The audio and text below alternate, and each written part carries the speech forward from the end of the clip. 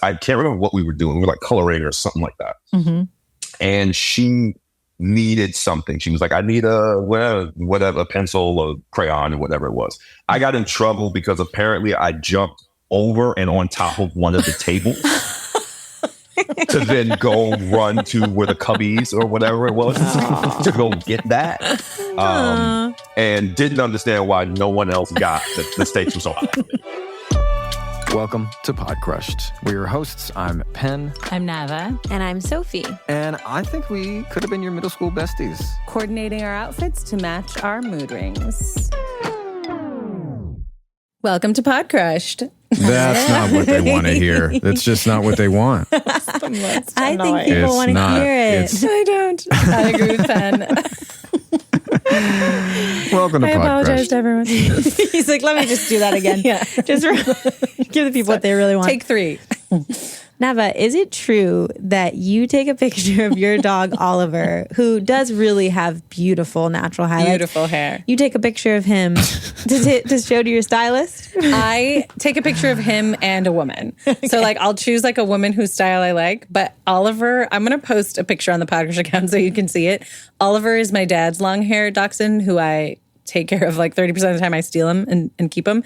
And he just has the most beautiful mane with like beautiful natural highlights. And so, yeah, I use him as a reference photo. Would you say that perchance they've been made even more beautiful by Maeve? I would say, truthfully, that I think when we talked about this about a month ago, I was sharing that one of the reasons why I wanted to get my dogs on, you know, better food, raw food, was for them to have long lives. And honestly, the other big reason is vanity. I get stopped frequently with people commenting on how beautiful my dogs are. Mm-hmm. And I don't want that to ever end. I know that Penn's favorite part of being a celebrity is getting stopped for photos. And my favorite thing ever. Do it more, guys. If you see him, just run for him. But my favorite thing of being a dog mom is getting stopped for people to tell me how beautiful the dogs are. I don't want it to ever end. This happens with my dog too.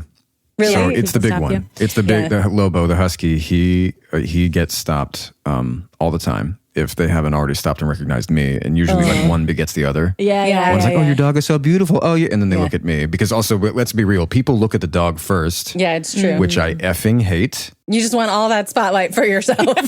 Just right I'm here, just gonna rain down fury on dog owners now. I know I like it, but the way that they look at the dog first. You have a dog, the dog's what's the dog's name? Yeah. But the people don't really like. In my case, they look at the dogs, then they glance at me and they're like, no, dogs were better. Just right back down to the dogs.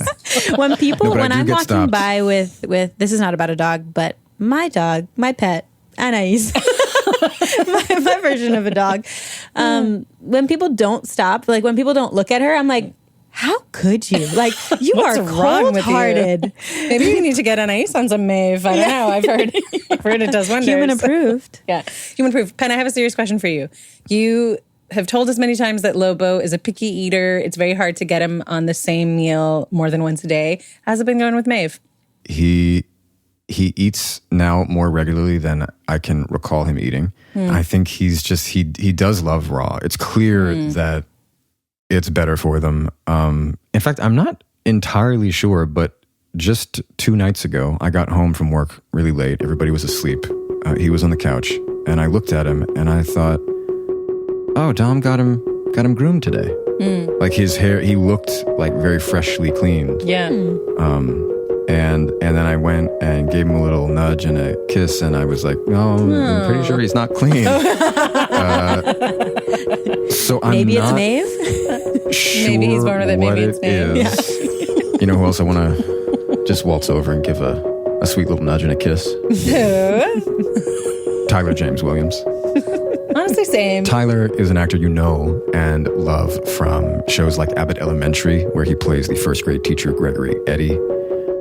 Everybody Hates Chris, where he played a young Chris Rock. I mean, he's been an icon as a child and an adult. He's got a slew of films like Let It Shine, The Secret Life of Walter Mitty, Dear White People. He's also got some trophies in the case, got a Golden Globe and a BET Award. We really loved having him here today. You're going to love this too. Let's get to it.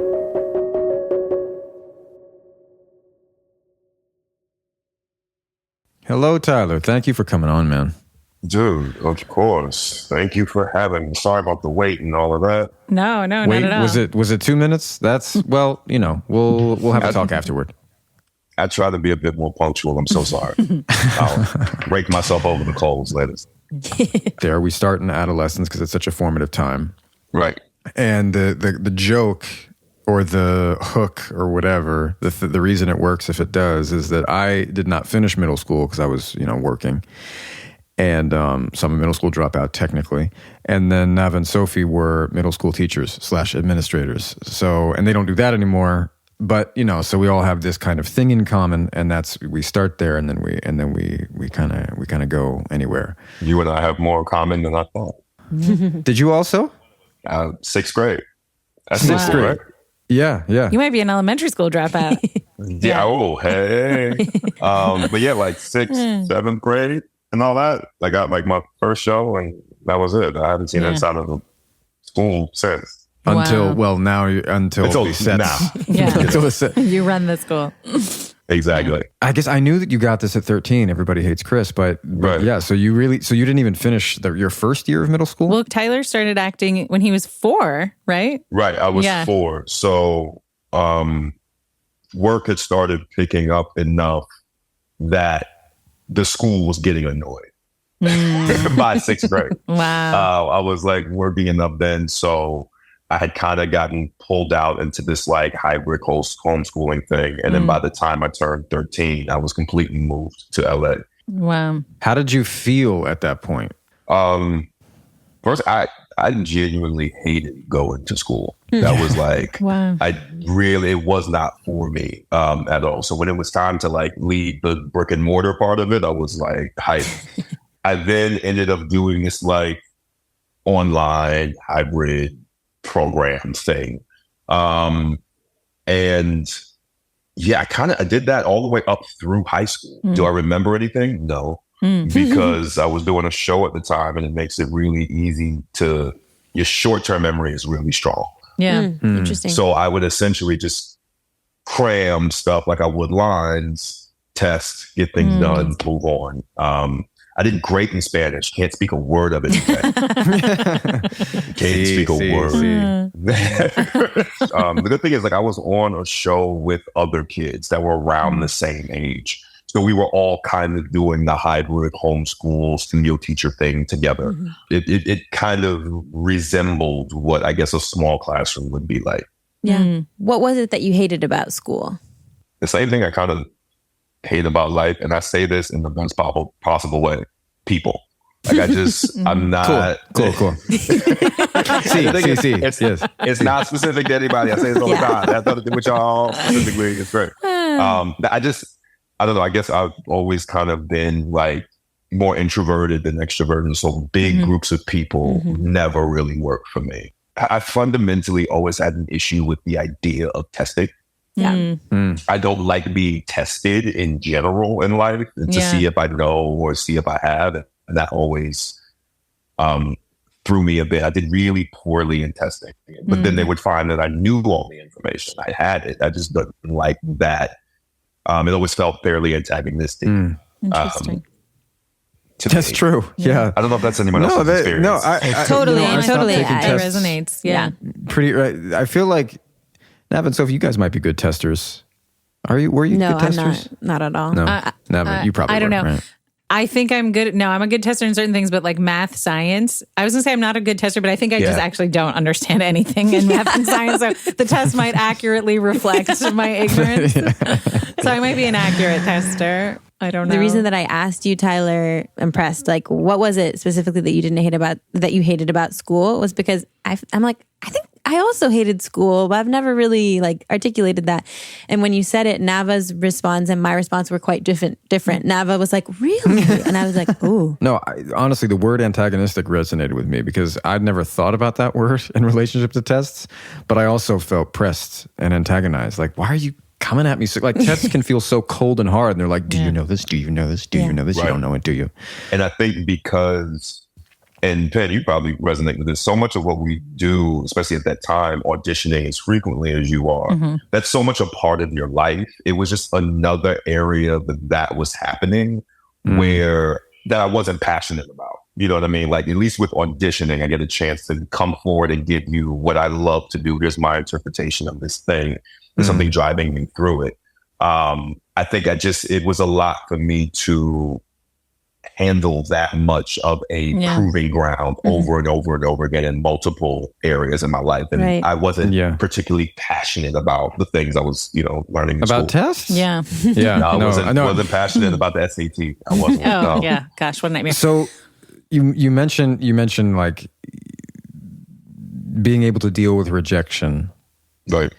As a young actor, you're always dealing with it, but it sounds like a love of a form, of an art form, a craft got you through it. So let's get into that. Who were you at 12? How did you see the world? How were you experiencing it?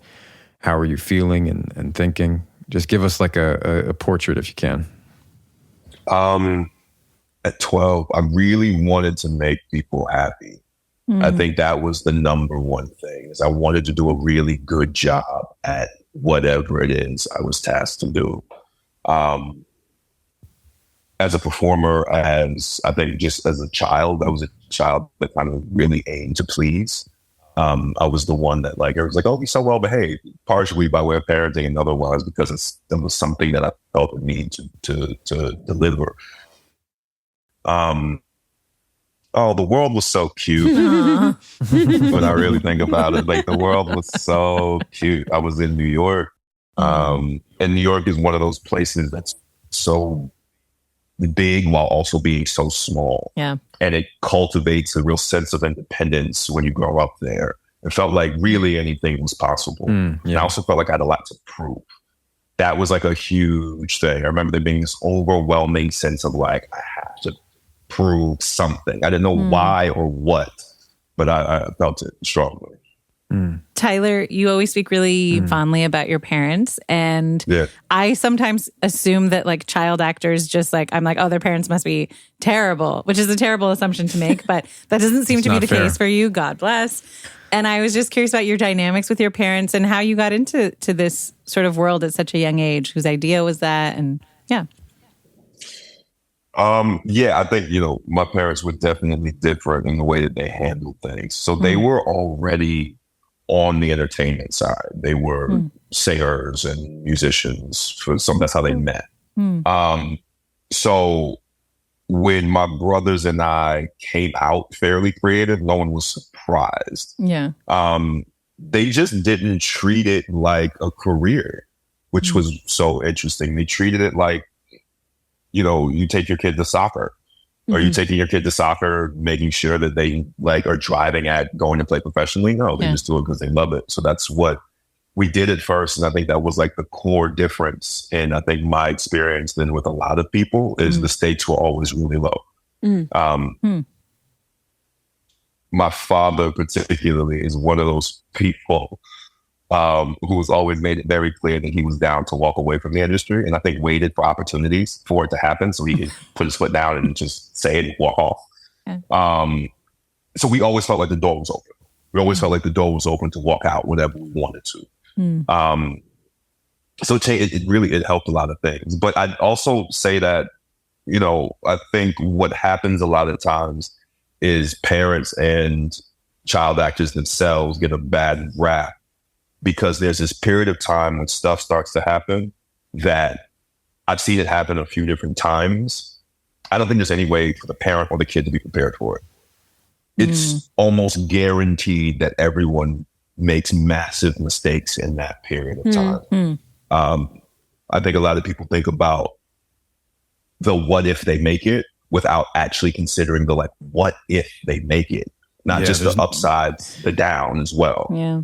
Right. There's no way you can know as well. There's just no way you can know before you've... It's fraught full of unknown unknowns. You know what I mean? And I think we judge a lot of parents and child actors themselves on the missteps of the unknown unknowns. And there's no way to be able to handle that properly.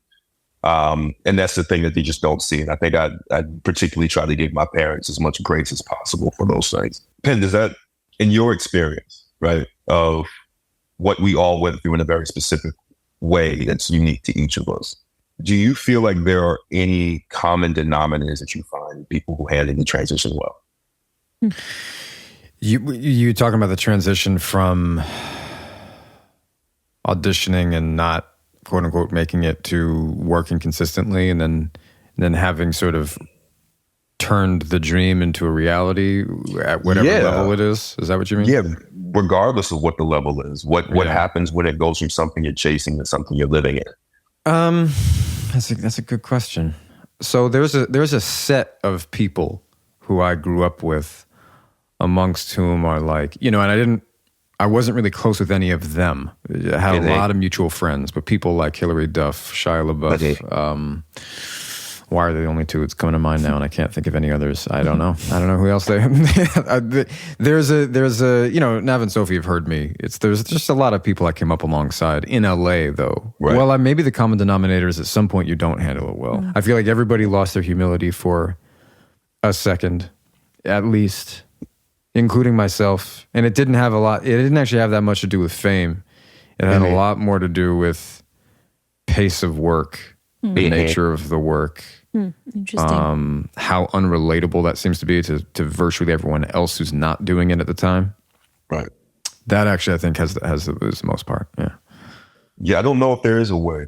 That's what I try to explain that as much as possible, because I think sometimes I at least find in my experience, get put on an interesting pedestal of like, oh, well, you did it well. And I'm like, based on what you saw. I don't know if there is a way to not have that period of time. But whenever I talk to people who seem to have, done that well, I always ask that question to see if they've gotten any more clues to that answer, as I think we've all searched for it. I think really what would help, which I want to hear about if you had any, I think what would help are great role models. And if you're, I think gender probably plays some role in it. Like, I think if you're a boy, like it would be great if you had a male role model. If it's not your father, like somebody, if you're a girl, well, the way this business also objectifies women, I mean, it objectifies everybody, but it objectifies women and little girls, of course, even more to a degree we're all very familiar with. Needs no reference here, but like, I think you need adults, you need adults around you. And I think it's like, your parents can't ever really be that clued in how, they've not gone through it. Right. Right. So when you were starting to, Everybody Hates Chris was the first time that you were on something where you were, I'm assuming, a lead, and like, it was huge. Yeah. It was huge. Yeah. Especially because, the show was so connected to Chris Rock. Mm-hmm. Even people who might not have seen the show, everybody knew of the show. Right. So for you, I'm curious, like, how did you weather that in the good ways and the bad? First thing that comes up for me is always the bad. Like, my initial reaction whenever I hear that is not well. Everybody I had grown up with and like had come from my family, I had by that point reached a point and level that was past their understanding of life. You're immediately dealing with more money than anybody has ever fathomed. I remember this one day I realized I worked longer hours than my dad. Wow. And then within the industry, particularly with that show and like kind of growing up around stand-up comics, it's no secret to know like stand-up comics are brilliant. They're not the best role models. I wouldn't go. That's really surprising to me. I wouldn't follow them. Yeah. I don't recommend it. Yeah. So there was this uncharted territory. And I think how I interpreted it initially was I was actually really upset about that. I remember there being this, angst that comes with that age in general. Yeah. But there was this kind of animosity that there was no one who had laid out a path for me to follow, that I had to kind of figure it out. And as I was figuring it out, I was going to make mistakes here and there. Yeah. And it just felt like the stakes were really high. So I think that's my initial thought of that period of time. I think also doing comedy in general, that comes up quite a bit. It feels like there was like one lane for the archetype I was trying to follow. And at the time that was like Will Smith. Right. You lead comedy, you're also romantic interest. There's like one way to really do that. It's a very safe, or what can now be seen as safe. I think radical at the time, but what now would be seen as safe way to handle yourself in that way. And that just wasn't who I was. And I think that was difficult. And I kind of raged against that for a while. I raged against the box that I think I was supposed to fit into that I never did. Until eventually, you get older and you realize that that's the point of all of it. You exist to break that norm so that somebody else can see that, so that they can then push the boundary even further. But this was also like, Everybody Hates Chris came out in 2005. Yeah. It was a different world. Wow. We were scared of a lot of things. It's particularly around masculinity. But I noticed that on set, and even just in Hollywood in general, the masculine archetypes that I had usually came with people who were like pieces of shit. Like, he's a dick. Yeah. I don't think we have to be a dick to do this. I don't think that's how this has to go. So those two things went hand in hand for me. Yeah. Choosing to be, and I use this word because I choose to use this word, and it's not something that, everybody resonates with, but choosing to be soft, because that's where I perform from. That's the only way I can access what's in here. Was definitely not the norm at the time. Yeah. And it went counter to how I worked. How old were you when you feel like you made that choice somewhat consciously? I was like 16 or 17. Everybody Hates Chris had just ended. And I was in this place where I knew there was one of the paths that was forged for me would have ended my career immediately, right? I could have very quickly ended up in the Urkel archetype. And I knew I didn't want to do that. So I knew the only way out was to choose something different. So I made the choice at like 17. I didn't think I got actually like grounded in it in a decent place until I did Dear White People. And it was like 2012. So I was like 20. I wasn't even 21 yet. I was like 20. And then it really, really solidified with Abbott, to tell you the truth. It wasn't until Abbott came forward and I was like, all right, I'm done. I'm done trying to do this any type of way other than mine.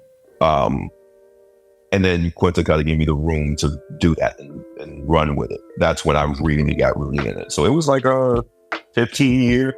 Yeah. I made that decision over 15 years. Yeah. And we'll be right back. Finding a good doctor is stressful, right? Specialists, dentists, even a good GP can be hard to pin down. And then there's the whole song and dance of finding someone who takes your insurance. That is why Zocdoc is here to make things a million times easier on all of us. Zocdoc is a free app and website where you can search and compare highly rated in-network doctors near you and instantly book appointments with them online. It's just this really intuitive, smart platform that I think we should have all started using years ago. I love the patient reviews in particular. I honestly could spend hours scrolling through them. It makes it so much easier for me to book someone knowing they were exactly what I'm looking for. Don't let the hassle of finding a doctor keep you from getting the care you need. On Zocdoc, you can filter specially for those who take your insurance, are located near you, and can treat whatever condition you're looking to manage. It's like having a personal health concierge in your pocket. We use Zocdoc all the time, and we know you will love it too. Go to Zocdoc.com/podcrushed and download the Zocdoc app for free. Then find and book a top-rated doctor today. That's ZocDoc.com/podcrushed. Zocdoc.com/podcrushed. I started taking Symbiotica because I had noticed my sleep had taken a bit of a turn, which is not unexpected for a new parent, but it's less than ideal. But since taking their product, I've noticed that my energy levels have been better. and I'm not hitting that afternoon slump like I was before. Symbiotica is formulated with the highest quality ingredients out there, and Symbiotica is transparent about how and where they source their ingredients to ensure that you get the best products possible, which I love. Their formulas don't have any seed oils, preservatives, toxins, artificial additives, or natural flavors, which is pretty awesome because they are some of the tastiest supplements that I've tried. I have been taking their liposomal vitamin C, which promotes collagen production and boosts immunity. I've also been taking one called Golden Mind, which is really tasty. It's a vanilla chai flavor.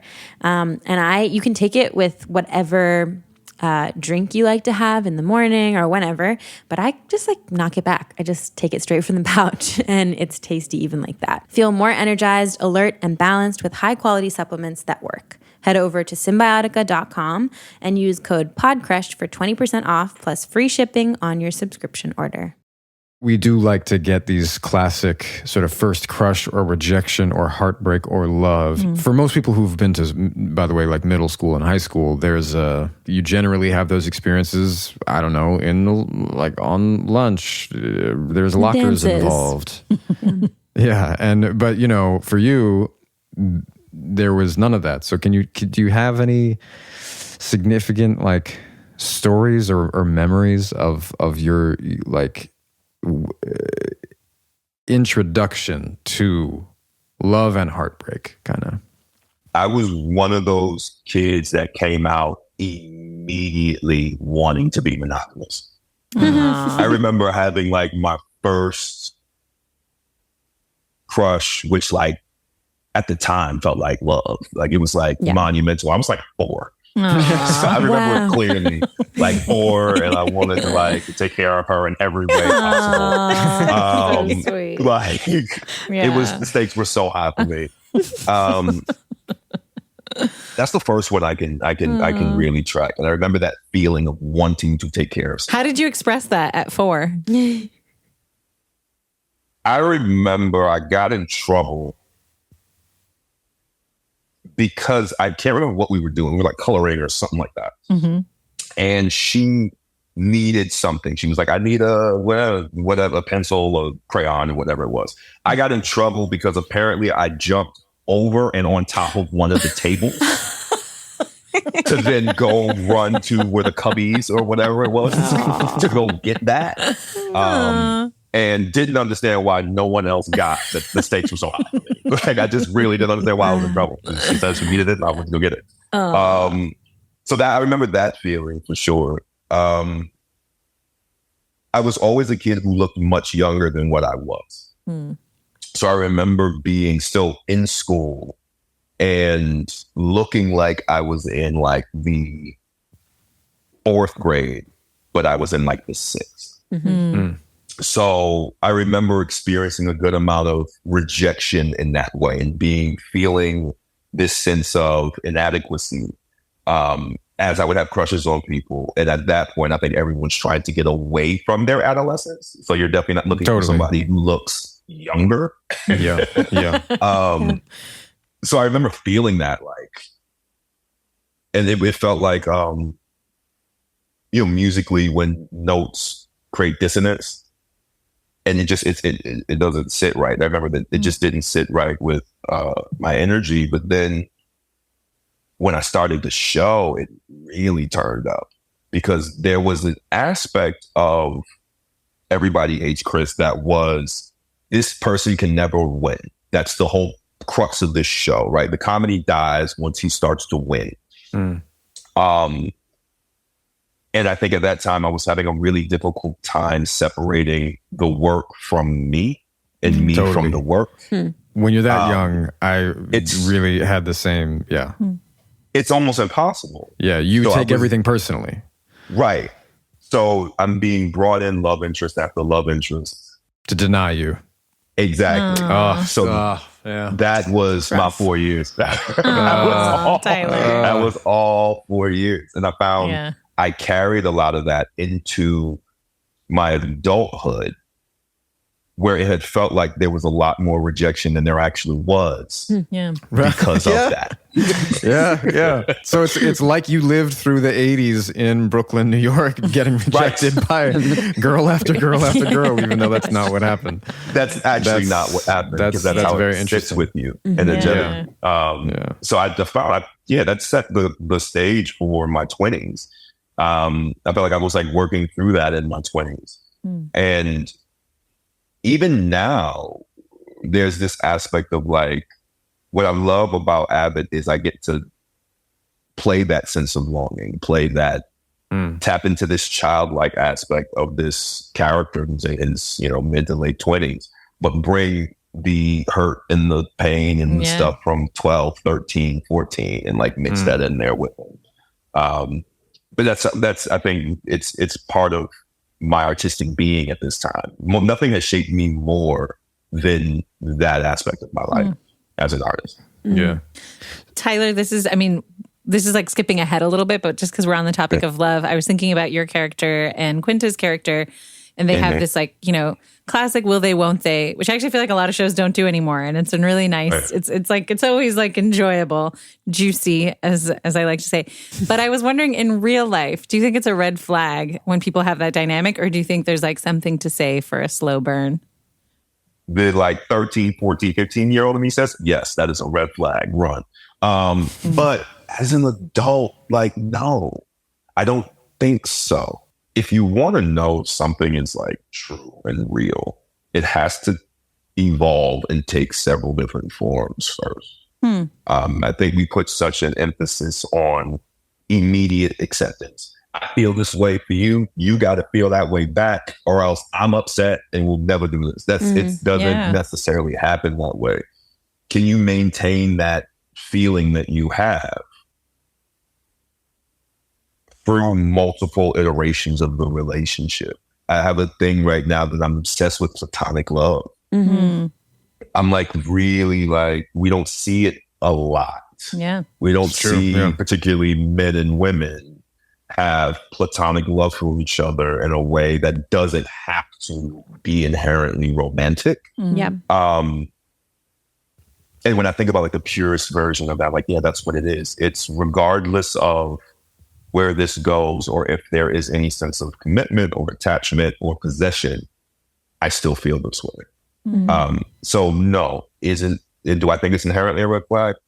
Does it feel like one at the time? Yeah. Yes. Yes, it does. I love Nobody that wants answer, the friend Tyler. zone. I feel like that's so accurate. Question back though. Yeah. What are y'all's opinions on that? Because I could totally be wrong. Yeah.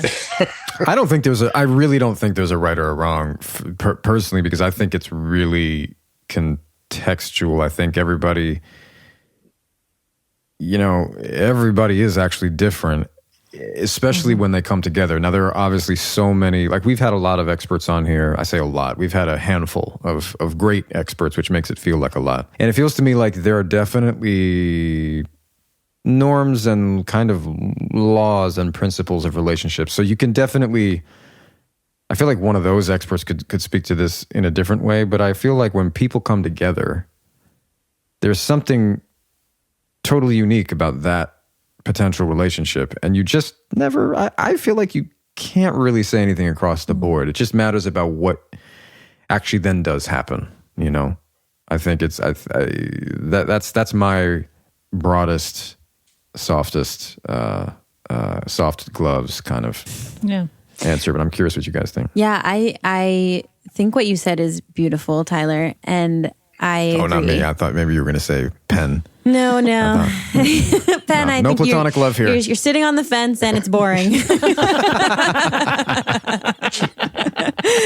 No, I really agree with you. I think that you have to, if you can express how you feel about a person and they can not totally reciprocate, but still remain friends, but want to remain friends with you, and you can let go of your ego enough to remain friends with them, I think it shows a level of like respect for that person and love for like genuine love for that person, that like, okay, even if this is not happening in the manner that I expected, I still want to be around you. I still like, there's value in spending time with you. I think if you can have that, then if it does ever become romantic, then it will probably last the test of time. Like, because there will be times in a long-term relationship where it's not romantic. And so if you can maintain that friendship, then it says something really good about the relationship. Yeah, I think it's not a red flag. I think if there's other things at play, like if somebody is being strung along and still expected, like waiting just for like the penny to drop or waiting for, the time when the person will finally agree, then that is a little bit like you're going to be disappointed. Maybe you have to be totally at peace with it being just a friendship. I really like what you said. I hadn't thought of it that way. I think for me, it's been confusing, if I'm being honest. Like, and if the way my TikTok algorithm currently is, it's like this girl is clearly trying to enter this season of her life because every video is like some relationship expert. Just like enter like a committed relationship. Oh, the opposite. And like all of the videos that I see, and this might just be the way my like For You is curated. It's like it should be. Like there's like two pieces of advice. One is like go slow to go fast. Like don't try to like speed up when you have the conversations. But the window is about 3 months. That's sort of what I've heard, that like within 3 months, people do kind of know how they feel about each other. And if you don't have a romantic feeling within 3 months, you probably never will. That's sort of what I've seen like curated on my page. Whether or not you're willing to make a commitment in 3 months, all of that I think varies. But yeah, I find it confusing sometimes. Like, I think it is hard to be genuinely friends with someone where the feelings aren't reciprocal, but I would like to be. Like, I would like to be sincere or know that the other person is sincere if I don't have the feelings, but I think it's hard. So I don't know. But what you said, ideally, yes, I'm like on board. In practice, like, it can feel like your heart is breaking, you know? Yeah. So why don't I give my off the fence hot take then? Yeah, let's hear it. Okay, let's hear it. I feel like I personally, now see, here's the thing. I've been in 4 relationships in my life, okay? And the 4th one is a marriage. Yeah. And I actually feel like my wife and I have been learning all this stuff in hindsight. Like we're learning all, because neither of us can say that we've had a whole diversity of relationships, because actually we both were people who just like, you end up with based on essentially this, intoxicating chemistry that's not only physical, because it has a lot to do with how the person appears in the way that they speak and all this stuff. But that is the thing that always ends. It's the stuff that makes up. It can at best last for the first 2 years or maybe the first 6 months. I feel like I have, based on only personal experience, like I can't imagine not knowing and seeing what happens personally. I really admire those who find themselves in that position and they actually like end up in a good, like I've heard of that. And I think that is real. I actually can see now the way that I've lived my life in relationships. It's not been crazy or toxic or anything, but it's just like, it's just a one-way thing, and that's just how I've ended up. And I didn't know any of this stuff really until we got married, and it's like, right, yes. How old were you when you got married? 33. Is that right? No, that's wrong. Yeah. That's wrong. I was like, aren't you 34 right now? I'm 37. No, I was forgetting how. No, that's when I had my son. That's when I had my first biological son. So I was 29. I'm not sure. It was 7 years ago. Okay. So 30, 29. Yeah. I was very much so that until like now. And by now, I mean like a year and a half ago. And that was like right as I turned 30. I was very much so like, either we doing this or we ain't doing this. And like that's really as it goes. But I think there is something about the context of time. I don't know if that's something that I would have come to before that period of time in my life. Yeah, if I had to do all this now, I would probably operate differently. Tyler, what switched you? What made you go from like, we're in it or we're not, to like, let's be more open, let's have space? I had a relationship where I saw what happens when it has to happen right now. Yeah. And this happened for me around like right before the pandemic. And what it then meant was we ended up locked in the house, and we're not ready for that. Yeah. Oh, wow. Yeah. Wow. And it killed it, honestly. It did, because I was so like, all right, this is either we or I'm not, whatever. And then I found, after we got released from the prison that was home, that I still deeply cared about this person at a distance. And that's when it started activating. It's like, okay, so that would have been here regardless. The timing would have been better had we done it differently, and it probably wouldn't have created the cascading amount of issues that then led to what it did. We ended up kind of like coming back around later. But that process is what did it for me. And everybody that I had kind of updated since, when I approach it that way of, this could be great, right person, and we could be needing to do something here. The timing can be off. And as long as I put a limit on that timing, I then force us into a reality that may not be conducive for it ultimately working out later. I'm either going to take the L later by rushing it, or just check my ego now and let it play out. But I don't think since I've ever been disappointed with just letting it play out and allowing my emotions and feelings for that person to simply exist without needing to make it safe by putting boundaries on it. But it had not been the pandemic. Yeah. Yeah. Well, we started talking a little bit about Abbott Elementary. I have been watching this latest season, and I was just like struck actually this morning. I was like, damn, there are so many good guest stars on this show, like every episode. And I wonder if you could just tell us about one of your favorite experiences with a guest star. Tatiana Ali was in this most recent one. And she's somebody who I'd known for a long period of time. I met her once I was like 17. And I always really respected the path that she took. She could have played her career a lot of different ways.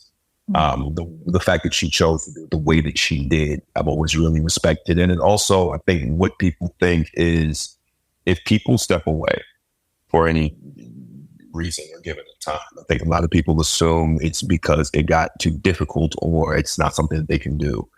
She showed up on the day and fell right into rhythm with the entire cast. And I love that. I love this, like, it's there. It's always there. Whether you choose to engage with it actively right now is up to you. That's the artist's choice. And she showed up firing on all cylinders, and I loved it. Cool. Another one big was Zach Fox. Zach takes me back to the time in middle school where I couldn't stop stacking a joke on a joke, and that's how I get sent to the principal's office. I'm so happy we weren't in school at the same time. We this like basketball cold open that we had just done in this past episode. We turned with, like everyone said it, I'm usually very like mature and on set and professional, and I turned into a 10-year-old.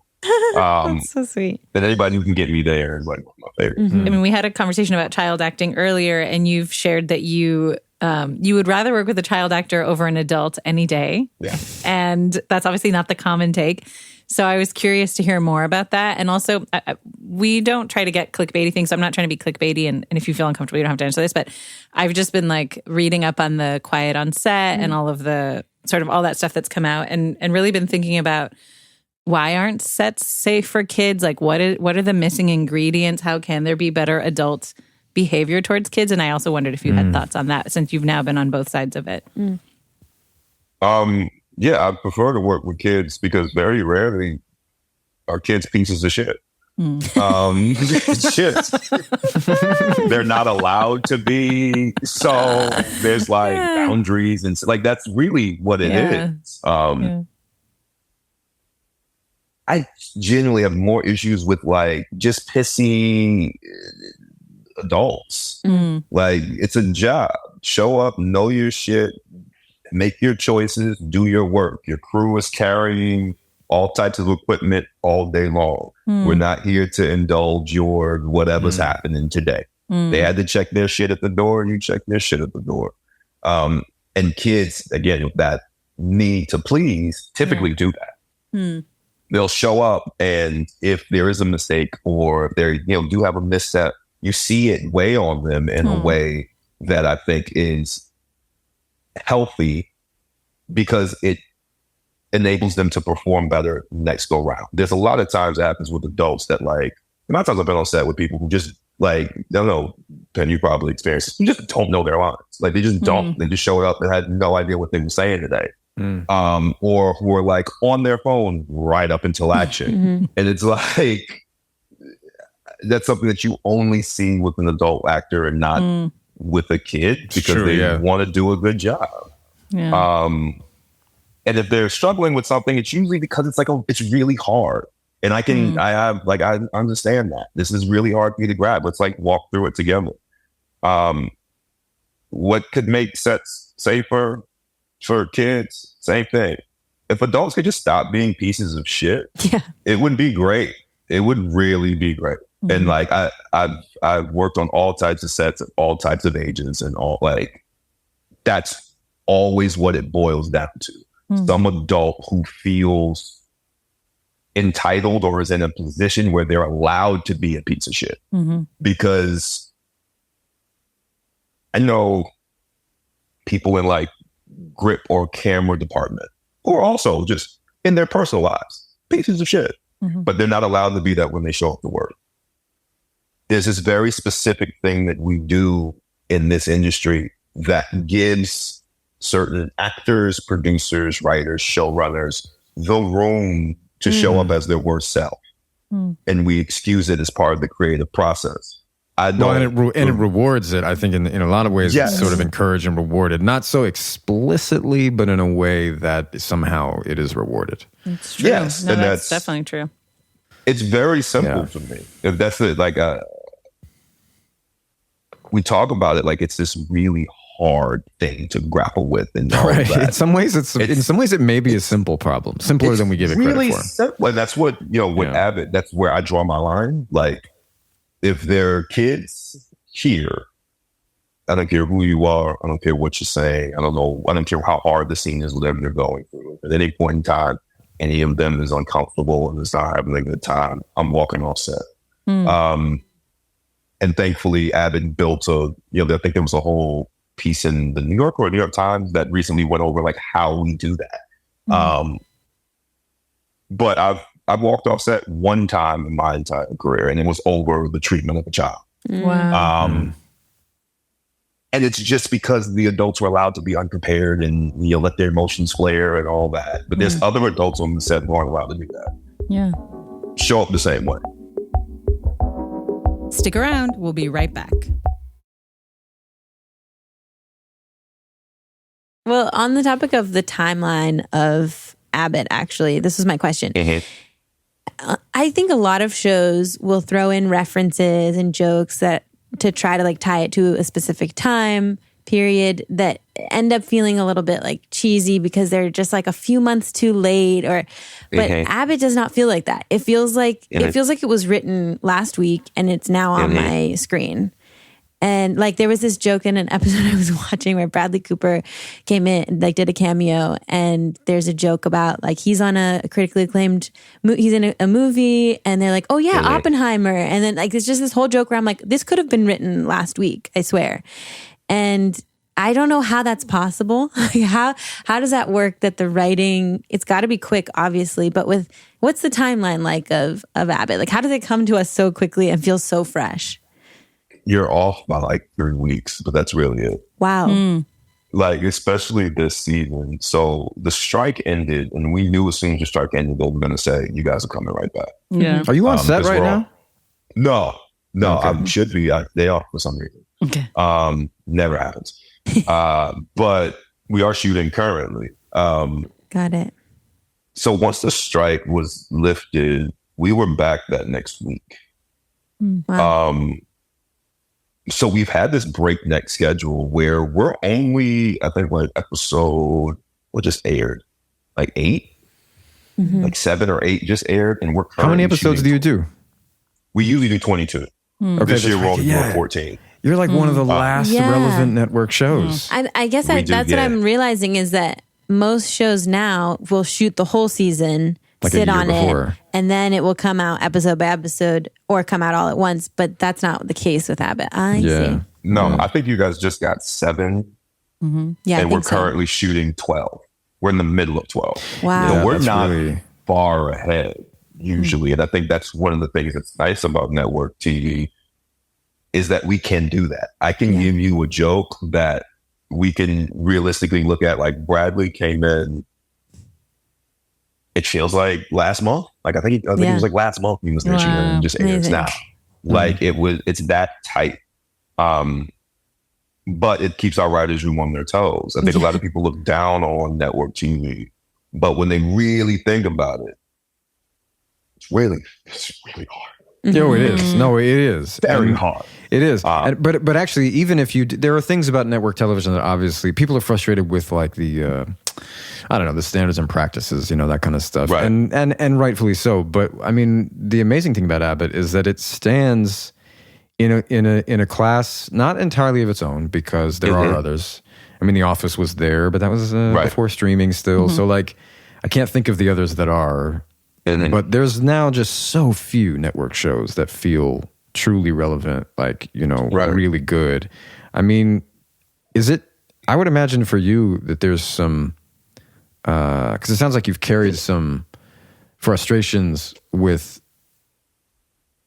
that you could even just attribute to being so young, as you were saying. It's like you can't separate yourself from the project, from the role, from things that are happening to the characters. So, whatever, it's not even a statement about the projects before, but it feels to me like you must be having some kind of healing or just some kind of real evolution, like being on something that you can feel so unabashedly proud of. Is that accurate?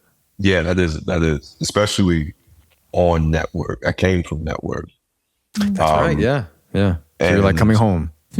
Coming home, and also like I didn't like particularly the network comedy. We know that like within the industry, comedy just doesn't get respected the same way that things do dramatically. And I think at the bottom of that respect barrel is the network comedy. And I hate, almost like that Jordan me, and I took that personally. I took it personally because like it can be done very well, and there are shows that are doing it well, but I think we came into it wanting to turn that on its head, wanting to be one of the funniest shows on TV with those guidelines, with only having 21 minutes and 40 seconds to do it. Because we need those commercial breaks at a 22 episode clip where we gotta, we can't just, my brother broke it down one day and it was like, it really changed the way I looked at it. Even if you have just a joke per page over the course of 30 pages, if you have to do that at 22 episodes for like 6 to 7 years, that's over like 29,000 jokes. Wow. That have to land. Yeah. Like land. I love that. I love how difficult that is to do. And it's that nice math? to be able. That math is difficult. The math. I'm just like, 29,000. That's definitely correct. Okay, whatever. Believe you. Yeah. It's some kind of stupid count. Yeah. But that's like, I don't know. That's what I'm most proud of. I'm most proud of the fact that it is network and that we are still here and that I can. Yeah. I remembered when I did it the first time. I remember. Especially with like all the award stuff, which doesn't matter, but like it is a good calibrator as to like how the industry views the health of the industry. I like to say. Yeah. No, that's true. I would say that awards are a little bit like that relationship advice we were giving earlier, contextual.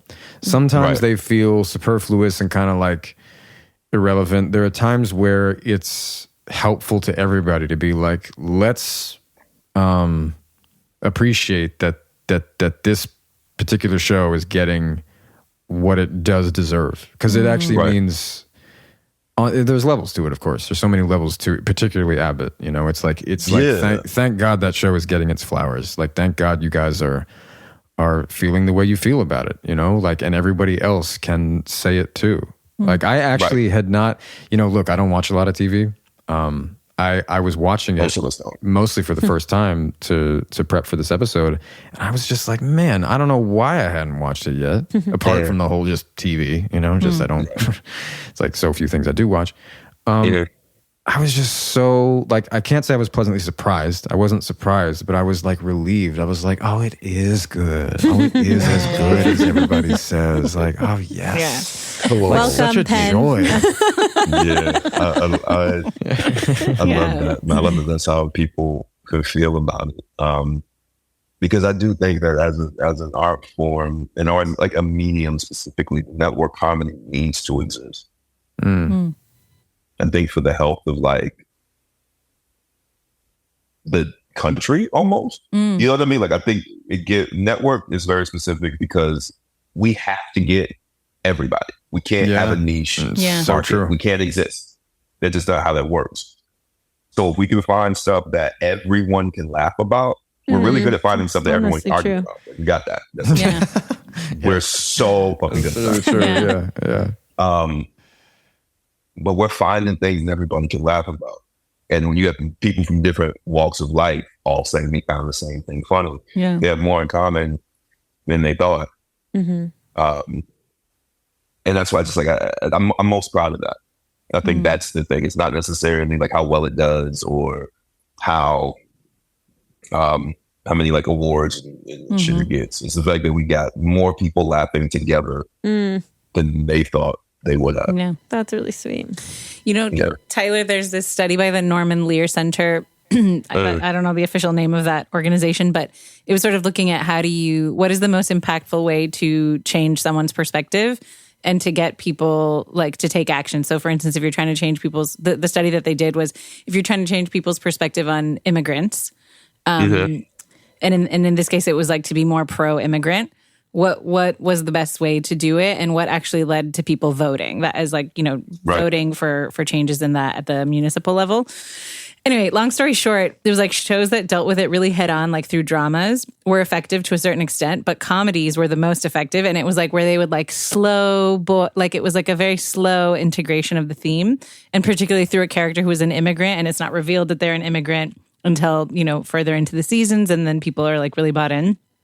And I was thinking how Abbott, it doesn't seem like it's like on the head at all, but it is giving us a message about like funding public schools and like resources for teachers. And it's doing it in such a subtle way that is probably more impactful than things that are hitting it head on. And I think that that's also some of the like the beauty and the value of a show like Abbott is to shed a light on it, but it never feels like it's like beating us over the head with that message, but it's always there, which is incredible. It doesn't work. It's not, it's just not as effective. When we did Abbott, we were coming out of the pandemic.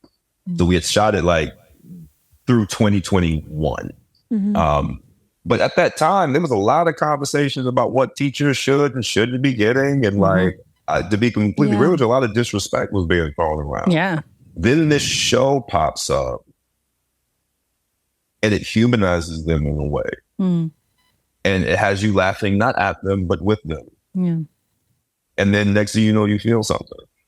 Because it disarms people. You can make it. So can we do it? I mean, as a man who's heterosexual but then relationships with women, and that's the first thing we do. We want to make you laugh. If I can make you laugh, I can bring your guard down. Then we can actually get somewhere.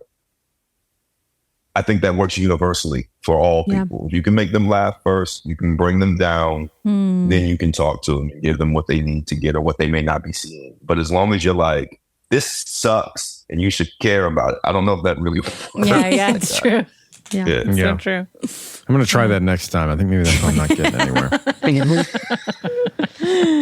You haven't been doing the make them laugh? It's effective. It's effective. I have to tell you, Tyler, that, there's just like different areas in your life, right? Now I am a mom. I have a baby, a recent baby, a newborn, and I'm in a different era of my life. But when I was like single, a student in college, living in New York City, with some of my best friends, we had like we would have a watch party for The Walking Dead every week. Oh, no way. We had a bunch of friends come over and we watched The Walking Dead. So that, like, to me, The Walking Dead is linked so nicely with that really sweet, special time in my life. That in one college, time where you were just really happy. Yeah, I think about it fondly. To this day, it's one of the ones that hit me the most at the heart when I think about it. I don't think about when I think about shows. I very rarely watch episodes of things because that's not for me. I remember how I feel. That was a good group. Yeah. That was a really good group. And it felt, there was one day we were shooting a scene against a barn door. And it's like raining and storming. And it's in like season 5, I guess. And we're all on this barn door. I'm supposed to be like keeping walkers back. And the crew went to the other side of the door to push on it. So we actually had something to fight against. And you had I think it's 12 of us at the time, on this door, really fighting for our lives, pushing. I think Steven cut himself and was like bleeding. Wow. And that's what that's what that show feels like. It feels like camaraderie. It feels like looking to your left and to your right and seeing a bunch of people who are just trying their hardest. I'll always love that show for that reason. We have a final question, Tyler. Okay. It depends. Do you want to ask it or? No, I was actually just going to say, I don't know why I'm always the one. I know, that's why I felt bad. I was like, we always throw it to Penn and he has to find a way to say it. And like that feels authentic again. Yeah. We have a final question that we ask every guest, which is that if you could take a moment, go back to 12-year-old Tyler and say anything or do anything, what would you say or do? I tell him you'll be fine. And that's it. He was so concerned about it not being okay. Yeah, you'll be fine. That's really, maybe I'll like show up to him with like my shirt off and show him like scars and shit like that. It's gonna be weird. That's cool. I like that. You'll be fine. You're right. The feeling you have that it's going to get weird is correct, but you'll be fine. Yeah, that understanding when to save me a lot of trouble. The context of time, you can't get there without that. Yeah, that's true. But yeah, that's it. And then disappear. Because anything else, which is you get too in his head about all the other shit. So you'll be fine and then leave. You pop your head back and say, the world is really cute right now. Yeah. Enjoy the cuteness. Yeah. Like, because it won't be like this. It won't be like this ever again. Thank you so much, Tyler. Thank you, Tyler. I really appreciate you coming on. Meet you. Thank you for reaching out. I've been like, I think outside of even this, I've been wanting to have the conversation. Good. At some point. So I really appreciate this. You can watch Tyler James Williams on Abbott Elementary on ABC or streaming on Hulu, and you can follow him online at Will Tyler James. We are so excited that you can now listen to Podcrushed ad-free on Amazon Music. In fact, you can listen to any episode of Podcrushed ad-free right now on Amazon Music with an Amazon Prime membership.